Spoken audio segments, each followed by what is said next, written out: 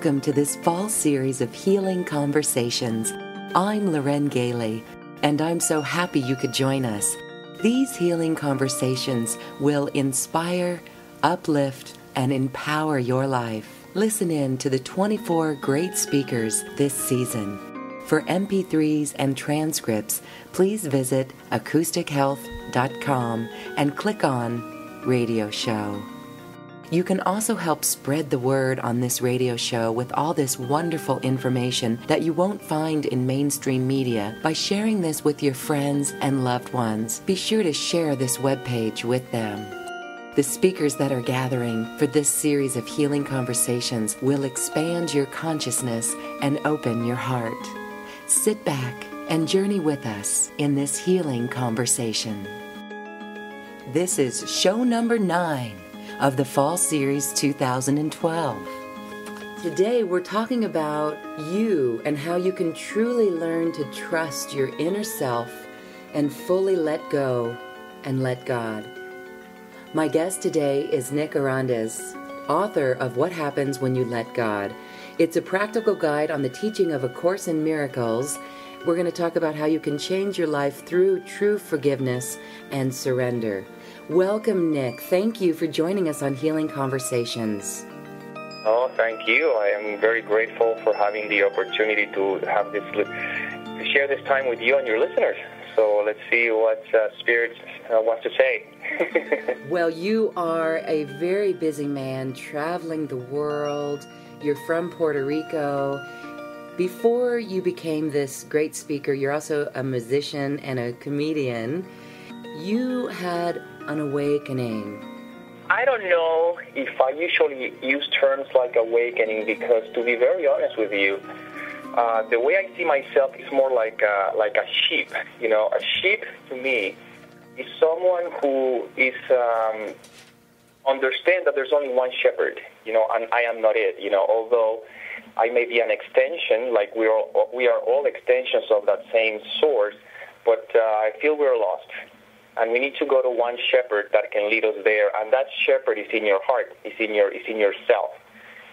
Therefore, I never saw myself as someone who can lead anybody into anything. I see myself more like somebody who's just opening his heart to God in whichever form that may take. And from there, I just kind of trust that whatever it is that I'm doing is what I'm supposed to be doing, always recognizing that it's really for my own healing. And then from there, I can just remind all the sheep that I encounter in my path that there's only one shepherd and to always turn inward, and that's pretty much it. So for me, I don't know if it was awakening or so. For me, what happened is that I spent over 20 years searching, like we all do at some point where our life doesn't work, or at least mine wasn't working. And even when I thought it was working, then I realized that it still wasn't working. You know, it's just like this a hand trick of the ego that we think that with things are going well, you know, that life is working. But a lot of times they could be distractions without realizing it. So after searching and doing all my spiritual practices and reading all sorts of books, there were great steps, because everything is a step. So definitely, I mean, everything is a blessing, you know, because every path is going to lead us back to the same place. So, you know, you can never get lost in God. You can kind of choose to think you can be lost, but ultimately God's will is His will, or its will. It's not going to be anybody else's will, and I found that out after so much search. So what happened in 2009... November 2007, I did something that I'm not saying that it's something everybody has to do. It's just something what I had to do for my own clarity.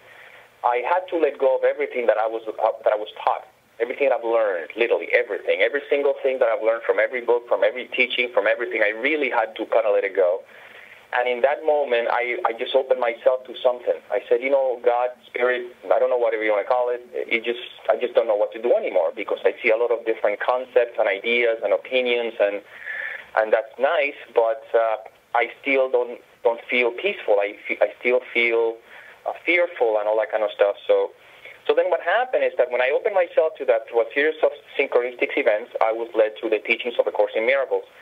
And what the Course in Miracles did for me is that it finally gave me the answer that I was always searching, and the answer is that simply recognize that you don't know absolutely anything, and then your mind will be open to the knowledge that is within you. And the knowledge is really not so much about what I do in the world. Actually, the knowledge is about remembering that I am not of this world, and that the world is not my home, that my home is in God and is in the mind. And then through that process, of course, you have to go through layers of looking at all the stuff that I was so attached to until I finally could open myself more to the awareness that there's a being, there's a beingness, there's something that is what I really am. And then every time that I learned to identify myself with that, which is identifying with the peace of God, then the world is just simply a series of sequences, of scenes, in which now each one are just that, just like you look in a movie, at a picture, a movie. And then what happens now, every time that one of those scenes for any way, shape, or form seems to affect me, that's an opportunity that I'm giving myself to return my awareness back to the mind. So I see myself as a very regular guy. I don't see myself as a spiritual teacher or a guru or nothing special. I'm just somebody who's healing, I guess. And as I continue to return my mind to the awareness of the love and the God that is within, I just kind of remind everybody that you also have this space, you have this available, and you don't need my book. You don't need to even hear me speak. All you need to do is to be willing to turn inwards, and if you do so, you will have that experience that it's gonna. I don't know it's gonna be for you. That might be different, but that's kind of what I do. I go all over the world, literally, and I just remind people to turn inward. And I never know if I'm gonna go back again to that country, but they keep inviting me. I don't know if I'm gonna go see them again.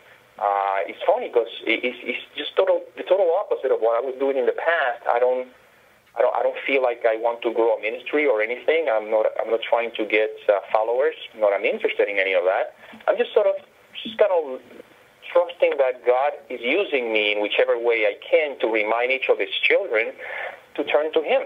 That's kind of what I do. I mean, I have a very easy job. I don't have to be an expert on anything. I don't have to claim that I know anything. All I got to do is remember, hey, turn inward. God is in you. And then I just it's kind of like the sheep handing over the other sheep to a shepherd, instead of me sort of trying to play the role of the shepherd. And really, that's it. It's really that simple. It's not as complicated as it looks like. Mm-hmm. And then from there, the challenging part of this journey is that you're going to have to begin to start trusting that your life is unfolding perfectly. And this is the hardest part, because we have a thought system of the ego, which is what which is the sense of separation, that wants to make sense out of everything. And the hardest part of this journey is that when you begin to turn your life inward to your true self, you technically are going to see your whole world falling apart, So now there's a great quote from the scriptures that I will always remember that says, "Seek you first the kingdom of God and His righteousness, and all of the things will be added on to you." But what I found out, that this was happening for me in my journey with metaphysics and spirituality, is that for the most part, a lot of times we don't realize that we don't really want the kingdom. We just want the things. What happens is we're trying to use the kingdom to get the things. And this is where a lot of the spiritual practices that involve even how to manifest things in your life and change things in your life are very attractive, because it keeps your attention on the things. So what I did with my life is I just took my attention away from the things. And I said, you know what, if I'm supposed to be under a bridge holding a sign that says I work for food, I'm not saying that I will like it, but I'm willing. And interestingly enough, in a very paradoxical manner, it's been the opposite. I've just been getting called, invited to speak all over the world. I've just been getting a lot of, my life in the area of the things, you could say, has changed dramatically to where I was. And you could say that it's doing well, but even that, I'm not getting into the trap of thinking that it's good or bad. It's just what it is. It's another scene in my sequence of experiences. I'm just not going to allow any of those things distract me from my only goal. And the only goal is God. And if you make that your only goal, you're going to be okay, because that's what every spiritual experience, non-dualistic, like A Course in Miracles says, and like the Vedantas and or Buddhism or things like that. Again, don't confuse the way some people sort of teach some of those things. I'm talking about the essence of all those, the essence of the scriptures when it says, "Be still and know that I'm God." It's always returning to the mind, to the awareness that you are God. That's what you are. You're not anything else. You're not this body. You're not this this physical experience. What you are is something that cannot be described. Word cannot describe them. I remember a minister once said, Here's the thing about God. If you can think of it, that's not it. If you can imagine it, that's not it. If you can feel it, that's not it. If you can hear it, that's not it. If you can touch it, that's not it. If you can see it, that's not it. It's another way of saying that God is an experience that cannot be described within the context of the intellect. It's an experience that you will have when you let go of all the content in the intellect. And that's sort of the process. At least that's the way it has been for me. And I just always tell people that don't believe anything I say, because I'm just a sheep, just sharing. Just sort of, if anything that I say resonates, you just kind of know if it's the little pebble that you may take with you. The only thing that I could say that it has been my consistent practice, and is the only thing that has led me to be in a more stable place and more of the conflict, and even from where I do my best to make decisions, is to always choose the peace of God. Remember that your only goal in life has to be the peace of God, because that's all we want. If you try to make any other goal, whether it's money or relationships or anything in your life, you're deviating from the only goal, which is the peace of God, and now you're heading into a kind of worms that is going to get ugly, because that's usually what happens.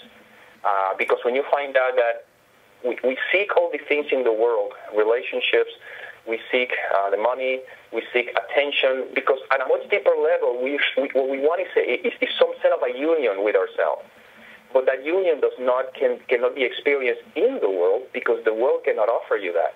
However, you can come from that place and then extend your union with the world.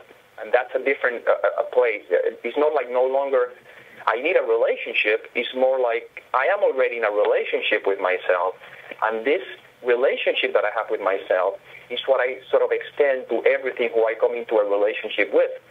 And then it's very paradoxical, because it goes back to seeking first the kingdom of God and His righteousness. Because now it's really funny, because the more I keep having this relationship with myself, the more I do see how many people want to be in a relationship with me. And people that I could say that, man, if I would live in that country, I would be with that person or whatever. So there's no need to search for anything. There's no searching. Searching is always for the ego, because the ego is the only one that feels incomplete, and the ego is the only one that needs to search for things in the world, because it believes that the world is its source. Therefore, I'm going to try to do some sort of practice to get something in the world, when in reality, every time that you seek something in the world is because at a much deeper level, I am feeling that I'm separate from God, and therefore I don't feel the wholeness that I am. So it's reverting the thought system through which we've been trained, and through all these 20 years of my seeking, that's what I was doing. I was trying to train my mind to function in the world, while something within me says, stop putting your focus in the world and put your focus on truth, which is inward. And if you're willing to do that, you may see your world changing, but don't get attached to that, because this is not the goal. That's why we have to be very, very aware on this path. And I'm very clear that this path is not for everybody. Eventually it will, because we all have to return home. So from this, we cannot get away from this. But in this particular point, space and time, I'm very clear that not everybody's ready for this. People still want their illusions. They still want their pleasures, and that's okay. I'm not saying that that's right or wrong. I'm simply saying that behind every pleasure, there's a pain, And eventually, that's what the Course in Miracles says. Tolerance for pain may be high, but it's not without limit. Sooner or later comes the time when you begin to ask yourself, there's got to be a better way. That's usually the time when we begin to start searching for some kind of a spiritual path, because the money didn't do it, the fame didn't do it, the relationship didn't do it, and then we think, okay, what's going on here? And there's another line in the Course when Jesus says, if you want to be like me, I will teach you, because you and I are the same. But if you want to be different, meaning if you still want to kind of play your life according to what you think is going to make you happy, okay, I'm going to have to wait until you change your mind. So I feel that what you refer to as my quote-unquote awakening is that my change of mind when in November of 2007, I finally said, okay, I can't do it. I just can't do it. And then I just allowed myself to be done, so to speak. For the entire conversation, visit acoustichealth.com and click on Radio Show and register for the 24-show series of healing conversations. I now leave you with music from the universe, literally created by the universe, as musical composer Phil Windsor assigned musical notes to mathematical equations, and the result is this beautiful music. Visit acoustichealth.com.